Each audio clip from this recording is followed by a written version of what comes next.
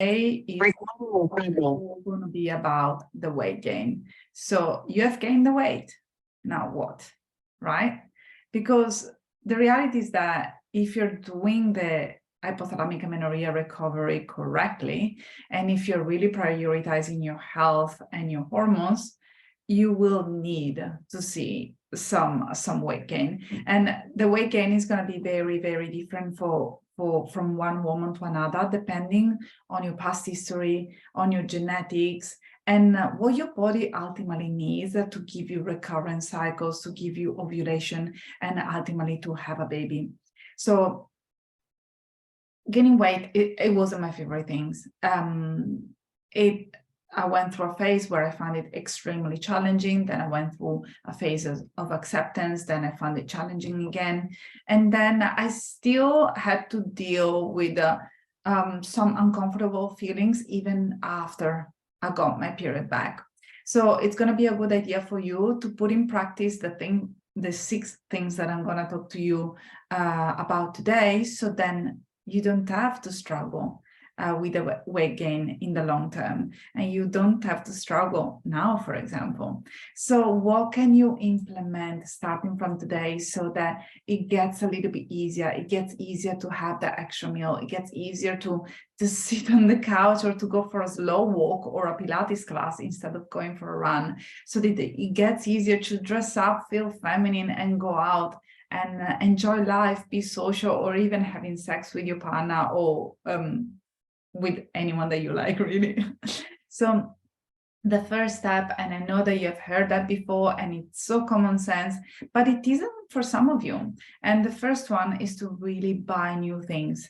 I do understand that you may need to go up another size, and you're living in a time of uncertainty, and you wish that you could go back to your previous size. But the reality is that there is no point in wearing stuff, meaning clothing, that it's going to remind you of how uncomfortable you are.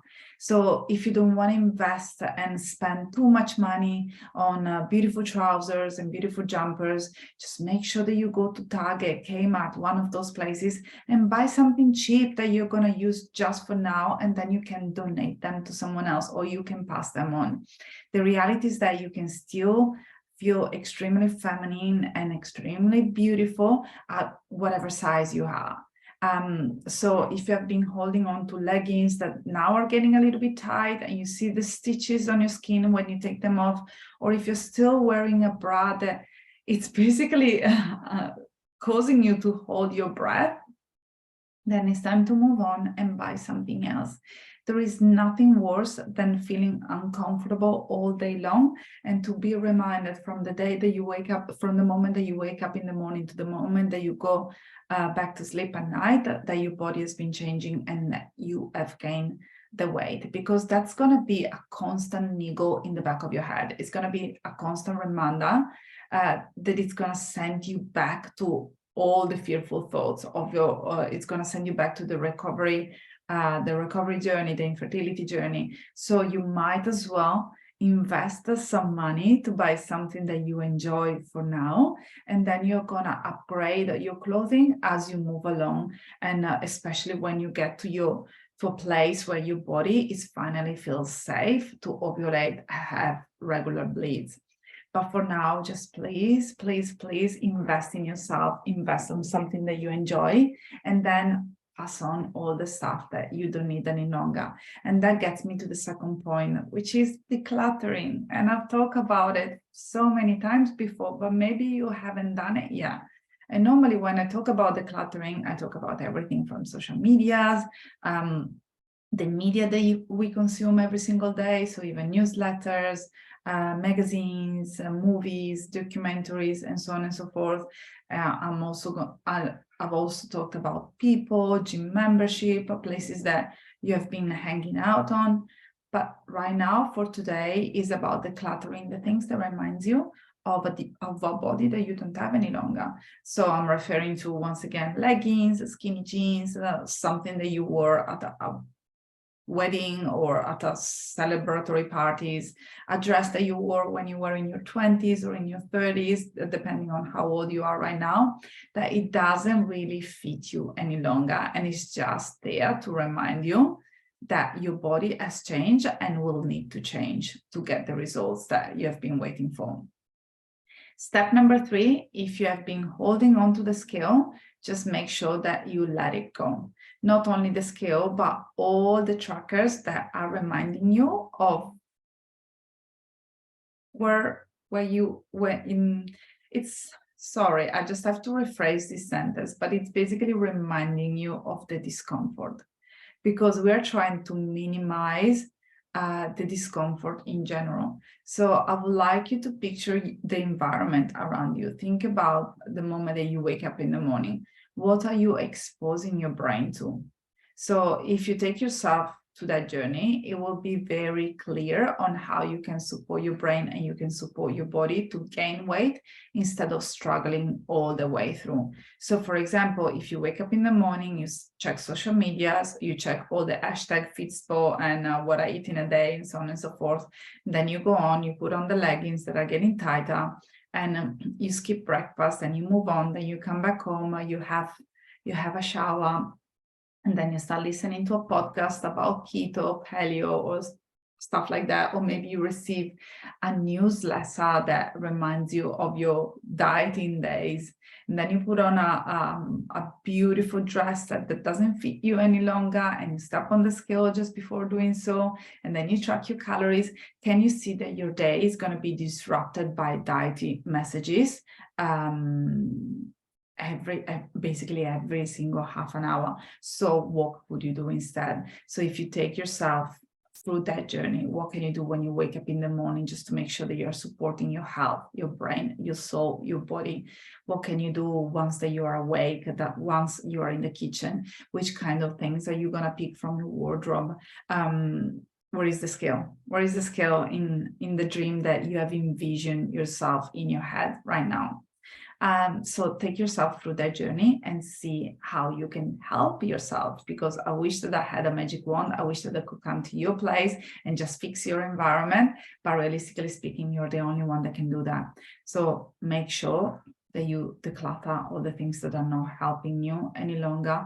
Let go of the scale, let go of the trackers, and definitely buy new things. Buy even a new candle, buy a new necklace, buy something that it's gonna remind you of how important you are. And don't forget the sentence, simply invest in yourself. Step number 4, it's all about being real, okay? So I've spoken with women that have really panicked after gaining a couple of kilos, for example. And I do understand how uncomfortable that may feel, especially if you have always been in a small body.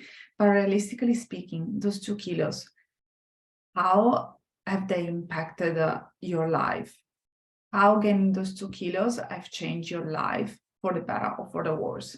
Possibly you have noticed that people have not even noticed that. They didn't even realize that you have gained anyway. So maybe the feeling of discomfort is just in your head, it's just in your body.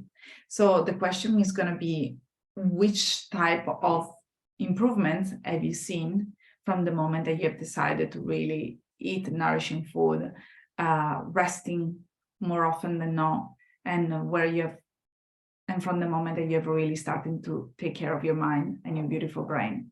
So the question is also, okay, you have gained the kilos, you feel uncomfortable, but what do you want to achieve? What would you like to be in a few months down the track? Do you want to be that woman that can choose whatever it wants from a menu? Do you want to be that woman that is carrying a baby in a womb? Do you want to be the woman that doesn't have to run on a Sunday morning when it's freezing outside or when it's raining and it just wants to snuggle up next to her partner or cat or whatever pet that is? Who do you want to be? Yeah. And step number 5, it's very close to step number 4. Remember the reasons why you've decided to gain the weight, because sometimes when we just step on the scale, when we put on a new pair of jeans and we find out that there is a gain, something has changed, and we actually feel the discomfort, it's really important to go back to our whys. Why have you decided to recover? Why have you decided to give yourself and your health a chance to get better? Yeah. So find out the whys, find out the reasons why you're still doing this and you are into this journey. Number 6, find out what matters, meaning what matters outside of the recovery and fertility journey. What makes your heart shine? What makes you happy? What makes you jump out of bed in the morning? What makes your soul shine? Let's go through your relationship. Which are the people that you would like to spend more time with? Think about your hobbies, or think about your job. Is there anything else that you can do? Can you improve your skills? Would you like to take on a new hobby? Are there other things that you would like to do in life? So find out what are your beliefs and values and what matters to you, not to all the other people around you, not to all, not to the media, not to the society, just to you. Find out what matters to you. And I do apologize if this morning I'm really not doing a great job at explaining myself, but I really know that you are absolutely capable to read through the lines and really get to the core values of this video, and you're gonna be able to resonate with the things that I've been sharing, and some of them I've made you actually reflect on the things that you can actually take control over. I have this deep trust that that's what's happening right now. So find out what matters. What doesn't matter? Why does it matter if your body has changed? What does it matter if your body will change again? What do you want? Why are you doing this? What else is important in your life? Focus on that instead of being stuck in the scarcity mentality, being stuck in the victimhood of, I don't have a period, I don't have symptoms, I don't have a baby, life is horrible. The more that you focus on that, the more you're going to focus all the things that are not going well in your life. Remember that attention goes, no, energy goes where, no, attention goes where energy flows. I cannot even say this morning what is going on, but meaning that if you focus on something, that's what you're gonna get. So be specific, filter out all the things that you don't really want into your life, and let them go if they're not useful any longer, and just bring in all the things that really matters. Okay. Last step, focus on what you like about your body, because we are so quick at criticizing our body. We are so quick at saying, I don't like my belly, it's really it's bloated all the time, I don't like that my hips are touching right now, I don't like my cellulites. Yeah, I get that. I've heard that before. I've lived it as well. What do you like about your body? What is really going well for you right now?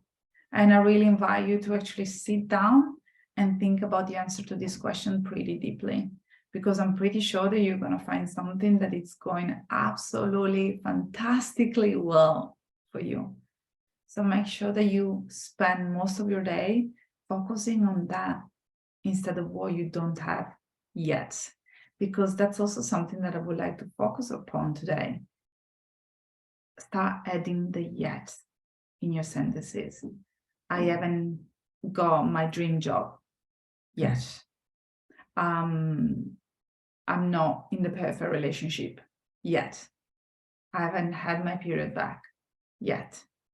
And that takes lots and lots of pressure away from what you're currently doing. And then last but not least, make sure to invest in yourself, make sure to seek support, make sure to do all the mindset work, make sure to eat all the nourishing food, to sleep when tired, to stretch when sore, to hang out with friends, to share your story, to be part of a community of like-minded women that can really support you through all of this. Value yourself, invest in yourself, be patient. Patient is going to be needed for so many of you. Be patient and just keep going back to the reasons why you have decided to do this, what really matters in life, and what you already have, that it's brimming with energy and life.